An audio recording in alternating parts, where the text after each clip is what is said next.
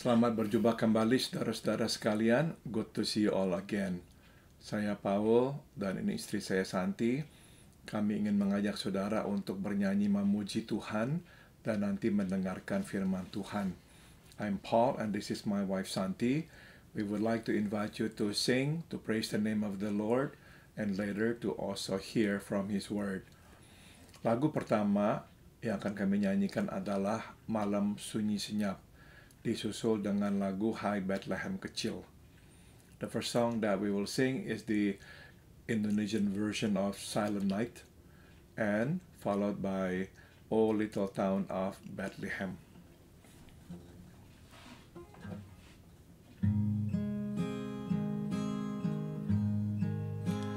Malam sunyi senyap, bintang-bintang cemerlang, telah terdengar suara, bawa kabar senang. Yesus Juru Selamat datang di Bethlehem. Yesus Juru Selamat datang di Bethlehem.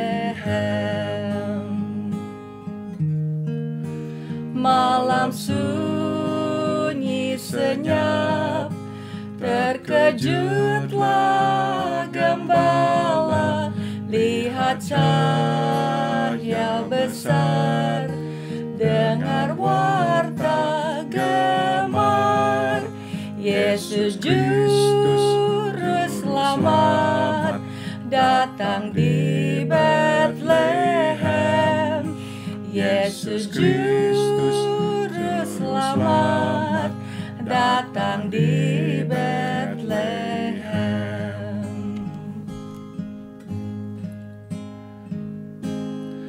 Oh, little town of Bethlehem, how still we see thee lie above thy deep and dreamless sleep. The silent stars go by, yet in thy dark streets shineth the everlasting light. The hopes and fears of all the years are met in thee tonight.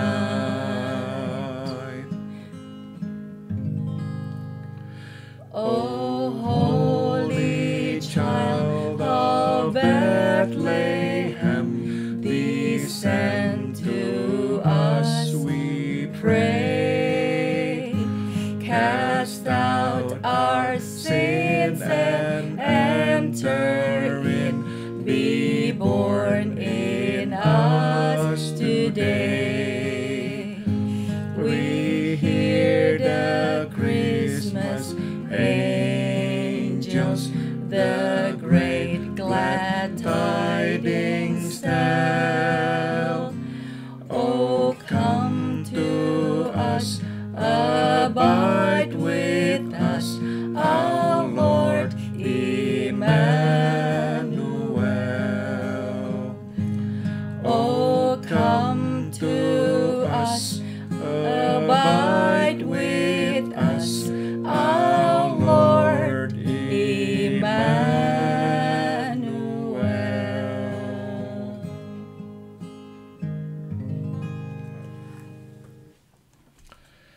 Mari kita masuk dalam doa. Let us pray.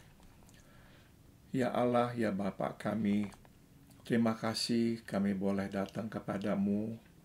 Kami mau mendengarkan firman Tuhan.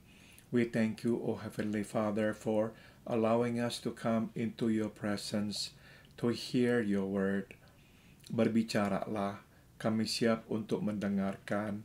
So we pray, please speak to us. We are ready to listen to you. Dalam nama Tuhan Yesus kami berdoa. In the name of Jesus we pray. Amen.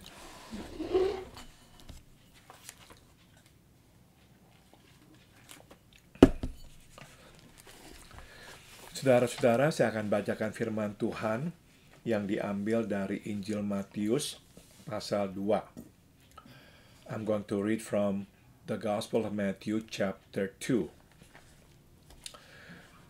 Injil Matius pasal 2. Saya akan membacakan dari ayat 1 hingga ayat 3. I'm going to read from verse 1 to verse 3. Sesudah Yesus dilahirkan di Bethlehem di tanah Yudea pada zaman Raja Herodes, datanglah orang-orang Majus dari timur ke Yerusalem dan bertanya-tanya, "Di manakah dia, Raja orang Yahudi yang baru dilahirkan itu? Kami telah melihat bintangnya di timur dan kami datang untuk menyembah dia." Ketika Raja Herodes mendengar hal itu, terkejutlah ia beserta seluruh Yerusalem. The Gospel of Matthew chapter 2, beginning from verse 1 to verse 3. After Jesus was born in Bethlehem in Judea, during the time of King Herod, Magi from the east came to Jerusalem and asked, "Where is the one who has been born King of the Jews? We saw his star when it rose and have come to worship him."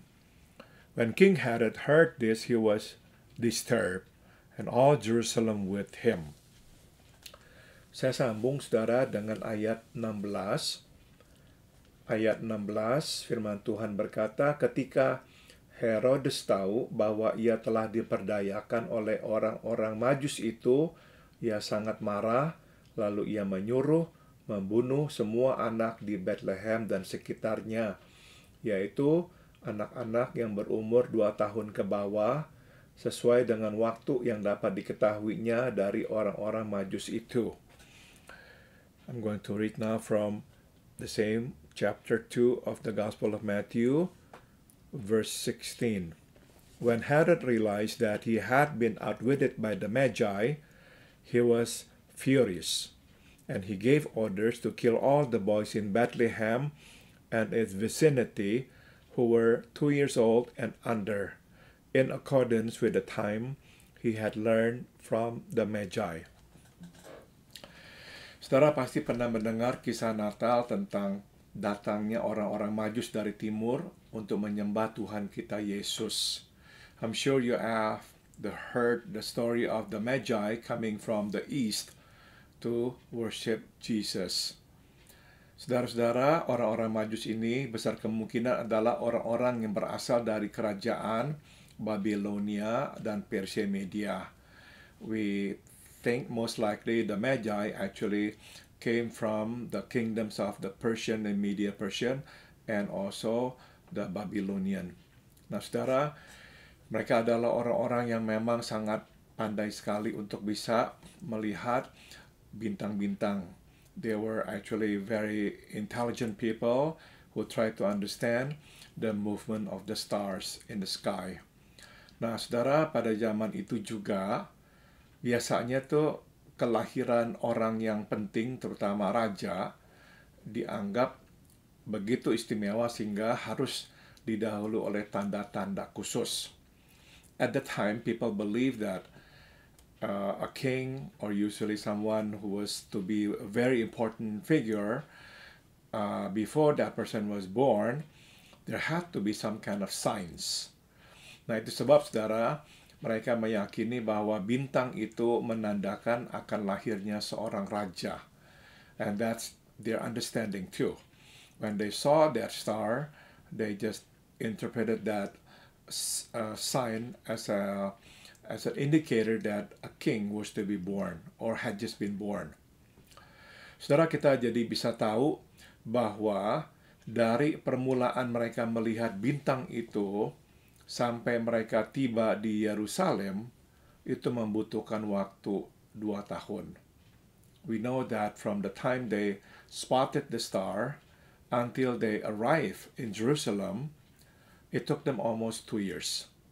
Saudara, sudah tentu perjalanan ini panjang bukan karena jauhnya, tapi karena mereka memang mungkin sekali harus mencari dan mencari, karena tidak begitu mudah untuk menemukan tempat di bumi berdasarkan lokasi bintang di atas. Of course, the reason it took them so long, not because of the distance, but because of the difficulty in deciphering the location on Earth based on the location of the star up in the sky. Nah, saudara, karena mereka itu beranggapan bahwa raja yang akan lahir, sudah tentu raja akan dilahirkan di istana. Itu sebab mereka pergi ke Yerusalem. Because they thought a king was to be born or had been born, they assumed that the king was born in the palace in Jerusalem. Nah, itu sebab mereka dengan jujur, dengan terbuka, ya menyatakan hal ini kepada Raja Herodes. That explains why they openly talked and told the king, King Herod, about this. Nah, saudara, begitu Raja Herodes mendengar bahwa ada seorang raja yang baru saja dilahirkan, wah, dia itu sangat-sangat terganggu. And the Bible tells us the moment King Herod found out that a king had been born, he was disturbed. Nah, menurut Alkitab, dia langsung menyuruh para ahli-ahli Alkitab untuk mencari tahu di manakah raja itu akan dilahirkan, dan mereka semua berkata di Bethlehem. Bethlehem adalah pinggir kota Yerusalem. So he summoned the Bible teachers of his time and asked them where this king was to be born. And they all said in Bethlehem, and Bethlehem actually a suburb of Jerusalem. Nah, saudara, dia itu kemudian menyuruh orang-orang Majus pergi mencari tahu di manakah raja itu dilahirkan. Tapi tujuannya adalah dia ingin tahu supaya dia nanti bisa membunuhnya. He then dispatched the Magi to find the location where that king was born. Of course, he said he was going to go and worship that king too. But what he had in mind was he was going to kill that future king. Nah, saudara, Alkitab kemudian menjelaskan bahwa orang-orang Majus, karena diberitakan oleh malaikat, mereka tidak pulang kembali lewat ke Yerusalem untuk memberitahukan kepada Herodes di manakah Yesus dilahirkan. Mereka pulang lewat jalan yang lain. And as the Bible tells us, the Magi did not go back home through Jerusalem because the angel of the Lord appeared to them and told them not to go back to Jerusalem. Nah, begitu Raja Herodes tahu bahwa orang-orang Majus itu kok nggak kembali ke Yerusalem, marah sekali dia. Nah, tapi dia nggak tahu di manakah Yesus dilahirkan, maka dia memerintahkan prajuritnya untuk membunuh anak-anak berusia 2 tahun ke bawah.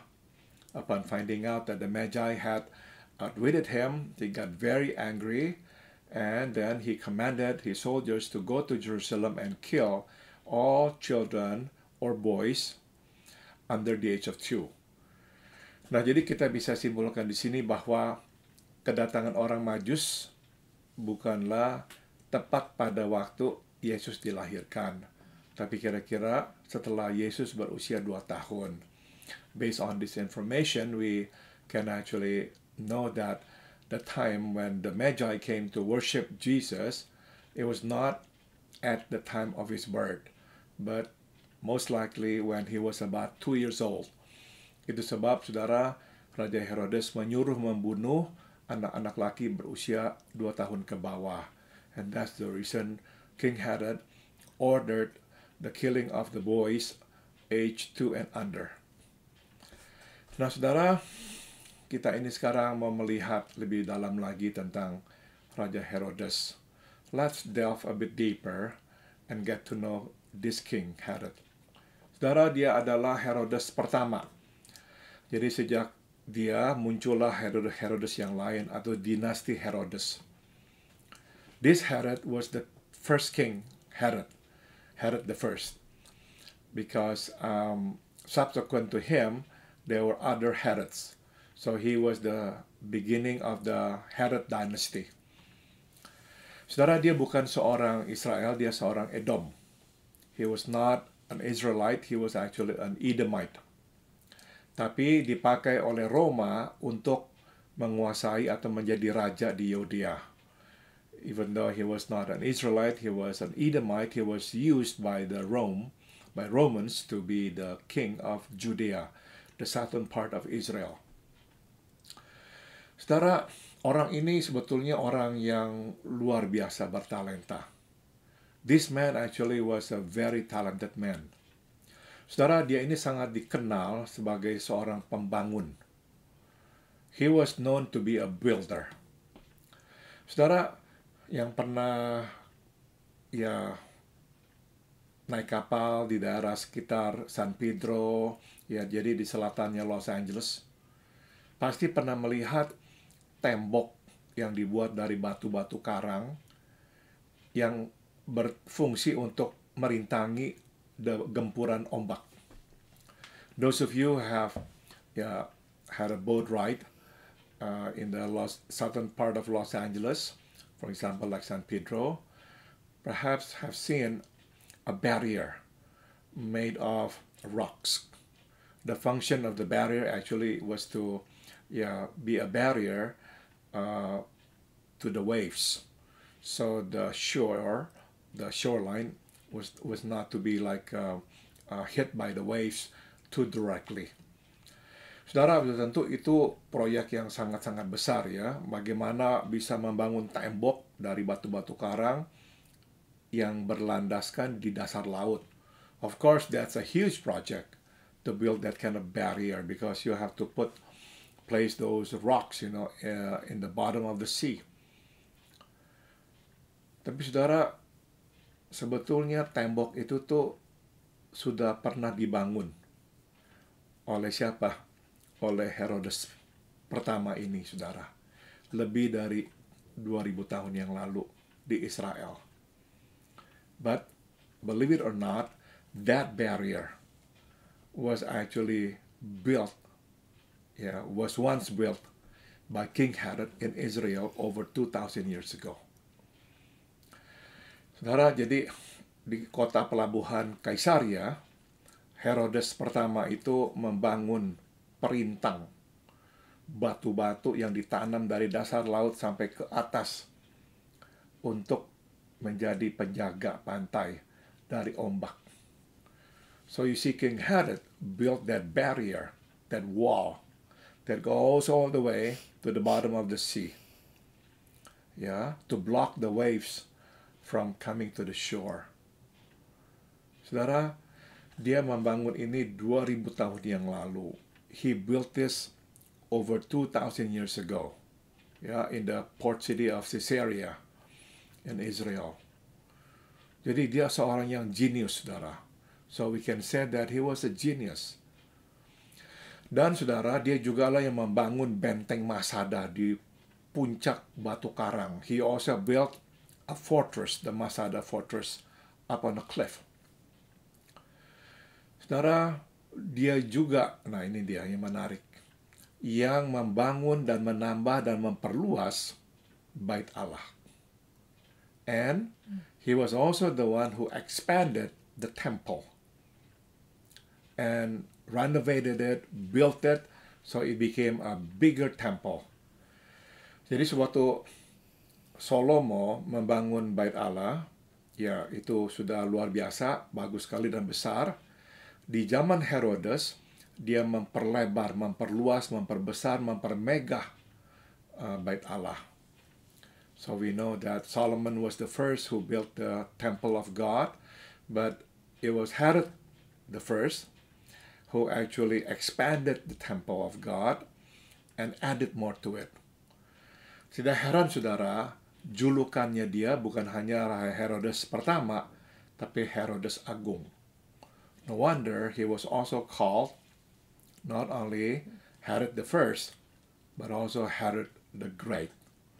Karena memang dia itu tuh pembangun, luar biasa sekali. So he was called Herod the Great because he was a great builder. Saudara, dia juga lah yang membangun kuburan-kuburan untuk para nenek moyang raja-raja Israel. So, one more thing, he also built the tombs of the patriarchs. Jadi saudara, kuburan-kuburan para nenek moyang raja-raja Israel itu dibangun dengan begitu bagus oleh Raja Herodes. So he built a special place, tombs for all the patriarchs of Israel, the kings and whatnot. Jadi kita bisa simpulkan, saudara, dia itu bukan saja memikirkan rakyatnya, dia juga memikirkan nenek moyangnya, dan dia juga memikirkan Tuhan. So perhaps we can say something about him that he thought about people, his people. Yeah, that's why he built that barrier. He thought about his ancestors. That's why he built the tombs of the patriarch. And may we also say that he thought about God. That's why he renovated the temple of God. Tapi saudara, yang baru saja kita baca adalah bagian tentang dirinya yang luar biasa kejam. But the part that we have just read about him was something that was pretty startling. It was a part of him that was cruel. Saudara, dia itu tidak mau taktanya itu diambil oleh siapapun. He did not want anybody to take his throne. Itu sebab dia harus membunuh raja yang baru lahir itu. And that's the reason why he wanted to kill the king that had been born. Saudara, waktu dia tidak berhasil mendapatkan atau menemukan raja itu, yaitu Yesus, dia menyuruh membunuh semua anak laki-laki berusia 2 tahun ke bawah di kota Bethlehem. When he could not locate Jesus, kita tahu Yesus itu akhirnya disuruh menyingkir ke Mesir. We know that the angel of God appeared to Joseph and asked him to bring Mary and Jesus away to Egypt. That's why he could not find Jesus. He ordered the killing of all the boys 2 years and under. Saudara, dalam sejarah ya tidak dicatat peristiwa ini. Yeah, you see in the historical books, there is no record of King Herod killing the boys under 2 years and under. Besar kemungkinan karena memang Bethlehem itu kota kecil. Sebetulnya bukan kota ya, tempat aja pinggir kota. Dan tidak banyak yang tinggal di sana. Jadi ya sudah tentu tidak banyak anak-anak berusia 2 tahun ke bawah. You know, in the books or the record or the historical data outside of the Bible, there is no record of King Herod killing boys under 2 years and younger. And most likely it's because there were not too many people there in Bethlehem, because Bethlehem was a tiny, tiny town outside of Jerusalem. So there were not too many boys under the age of 2. That's why it's like a small matter. Tapi tetap, saudara, kita tidak tahu berapa banyak anak-anak, sudah tentu besar kemungkinan lebih dari 1 atau 2 anak. Even though we don't know the exact numbers, but for sure it's more than 1 or 2 boys. Tapi yang menyedihkan, memilukan hati adalah anak-anak ini sama sekali tidak bersalah. But what's so sad is that these boys were innocent boys. Jadi pertanyaannya adalah, kenapakah orang yang bisa begitu menghargai keindahan, kemegahan, keagungan, yang bisa memikirkan rakyatnya, kesejahteraan rakyatnya, dan bahkan bisa memikirkan Tuhan dan rumahnya, kok bisa begitu kejam? So the question is, how could a man who could think of his people, who could think of his God, could be so cruel? Could be so cruel. Saudara, inilah dosa. And the answer is, this is what sin is all about. Saudara, Herodes adalah seorang yang berdosa. Herod the king was a sinner. Even though he could think about his people, and perhaps he could think about God and his temple, he still also could be so cruel. Saudara, ada orang berkata orang yang bisa menghargai hal-hal yang indah biasanya berjiwa mulia. Ya, someone once said, those who can appreciate the beauty, the like architecture, paintings, art, they are people who have the noble soul. Tidak, saudara-saudara. That's not the case. Saudara, Adolf Hitler itu mula-mula ingin menjadi seorang seniman. You see, Adolf Hitler initially wanted to become an artist. Dia itu melamar ke Akademi Seni Rupa, tidak diterima. Karena tidak diterima, akhirnya dia masuk menjadi tentara. Hitler actually wanted to become an artist. He enrolled in an art institute, but then he was not accepted. So in the end, he became a soldier. Dia itu seorang pelukis, saudara-saudara. Hitler actually was a painter. Ya, saya pernah melihat gambar yang digambar oleh Hitler. I once saw a picture drawn by Hitler. Saudara, dia juga adalah seorang pecinta lagu klasik. Hitler also was a classical music lover. Jadi kita bisa berkata, ya, jiwanya mulia. Perhaps you could say that he has a noble soul. Tapi saudara, di dalam jiwa yang dalam tanda kutip mulia itu, bersaranglah dosa. But inside that so-called noble soul, there was that sin.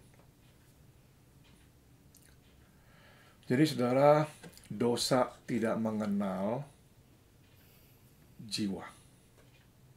So you see, sin knows no soul. Jiwa yang suka musik, jiwa yang tidak suka musik, jiwa yang suka seni atau jiwa yang tidak suka seni, tidak ada bedanya bagi dosa. Sin knows no soul, be it a soul that likes classical music or not, be it a soul that likes art or not. Dosa bersarang di dalam setiap jiwa. Now we know that sin sits and hides and takes root in every soul. Saudara, sebetulnya ironisnya adalah untuk orang seperti Herodes lah Yesus lahir. The irony is actually, it is for someone like Herod Jesus was born to the world. Yesus lahir ke dunia untuk akhirnya mati buat dosa-dosa kita. Sebab Allah tahu di dalam setiap jiwa, tidak peduli seperti apa jiwa itu, bersaranglah dosa. You see, God the Father sent His Son Jesus to the world to die for the sins of the world, because God the Father knew that in every soul, and it doesn't matter what kind of soul that is, there is sin.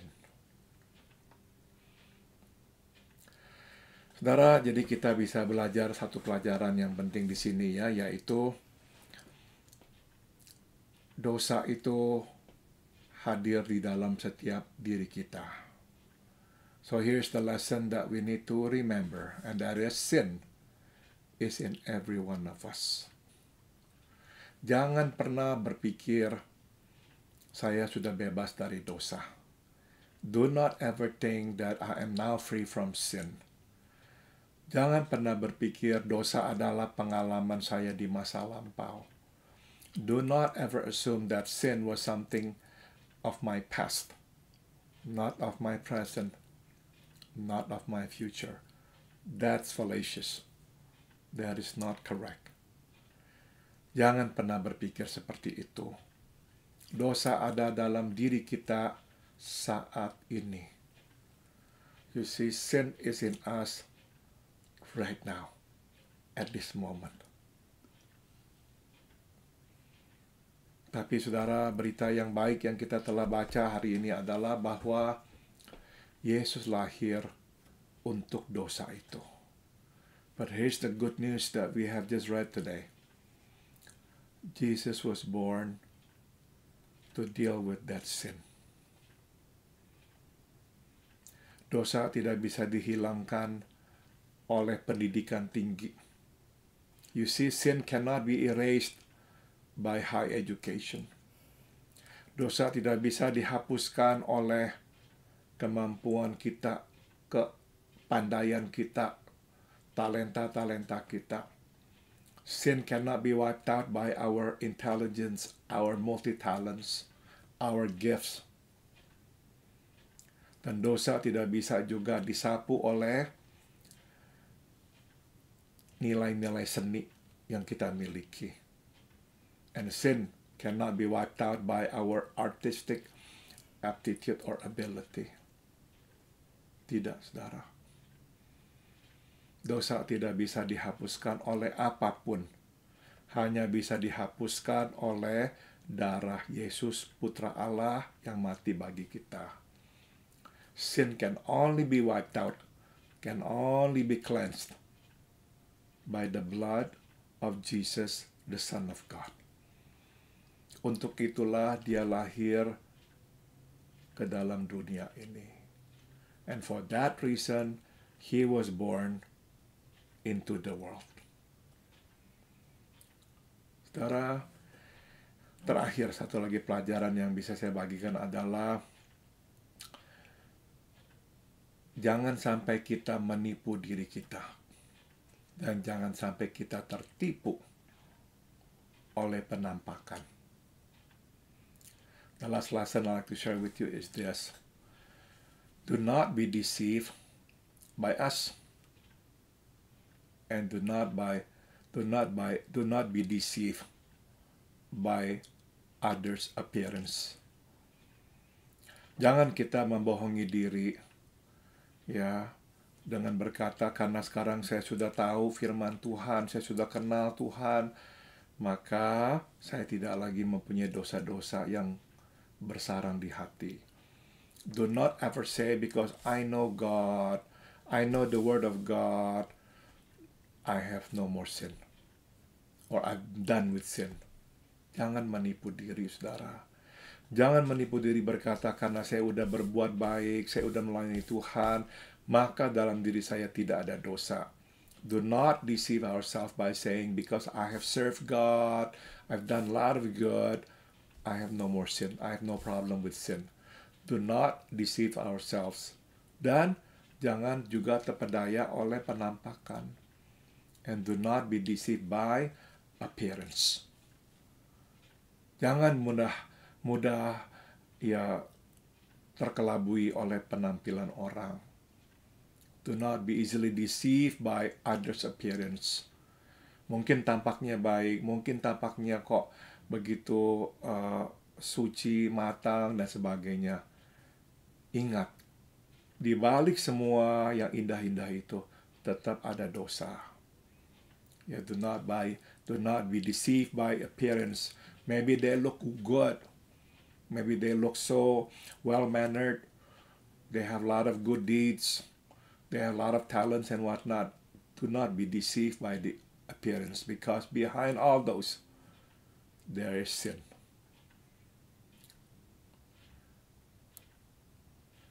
Jadi saudara, biar kita ini selalu ingat, Tuhan melihat kita. Always remember, God can see us through. Kita tidak bisa mengeblok Tuhan sehingga Tuhan tidak bisa melihat kita. We cannot block God's vision. He can see us through. Di dalam diri kita ada dosa. Inside of us. there is sin. Tapi puji Tuhan, karena Yesus sudah datang ke dalam dunia, Dia menghapus dosa dengan darahnya. But thanks be to God, because Jesus has been born to the earth. He has wiped out all sins inside of us. Amin. Santi mau tambahkan, silakan.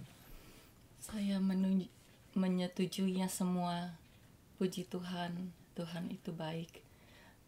Selagi saya mendengar, saya cuma ada lihat dua reaksi dari orang Majus dan Raja Herodes.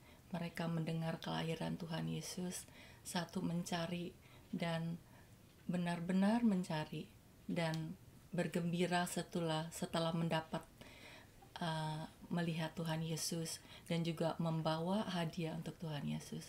Tetapi Raja yang sudah mempunyai semuanya mendengar kelahiran Tuhan Yesus, begitu susah hatinya karena dia hanya memikirkan dirinya. Biarlah kelahiran Tuhan Yesus Natal ini membawa kegembiraan yang seperti Paul berkata, karena dosa kita, dia datang untuk dosa kita. Amin. Amin. Thank you ya. Saudara, kami akan mengakhiri dengan menyanyikan lagu I Heard the Bells on Christmas Day. To conclude, we will sing this song, I Heard the Bells on Christmas Day.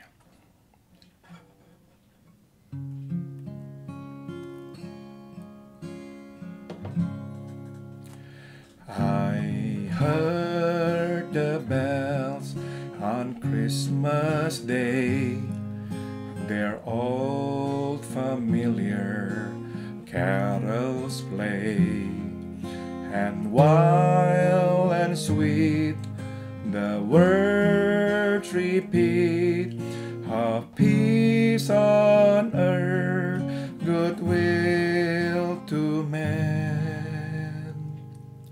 I thought as now this day had come, the belfries of all Christendom had rung so long the unbroken song of peace on earth, goodwill to man.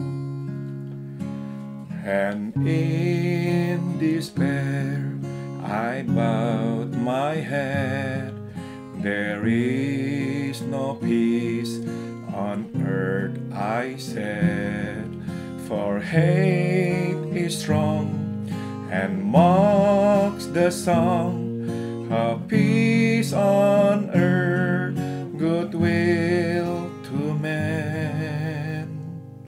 Then peal the bells more loud and deep, God is not dead, nor doth he sleep.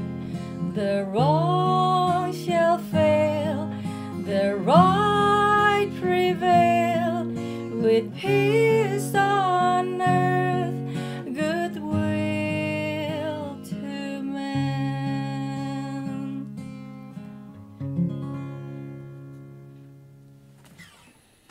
Santi akan mengakhiri dengan berdoa. Dear Heavenly Father, as we think of celebrating Christmas this year, there are so many things to be thankful for. But tonight, we are reminded there's only one, Lord. You come for our sin, and that you want to take away our sin, and that you will forgive our sin, and that you will give us a new life in you. Thank you, Lord Jesus. What a good news. It's a Christmas message that we be reminded of today. Thank you, Lord, for dying for us. Thank you for coming. Merry Christmas and happy birthday, Jesus. Thank you. In your precious name we pray and give thanks. Amen. Amin. Terima kasih saudara telah bersama dengan kami, dan semoga kita berjumpa kembali di kesempatan yang akan datang. Thank you for being with us, and we hope to see you again. Tuhan memberkati kita semua. May God bless us all.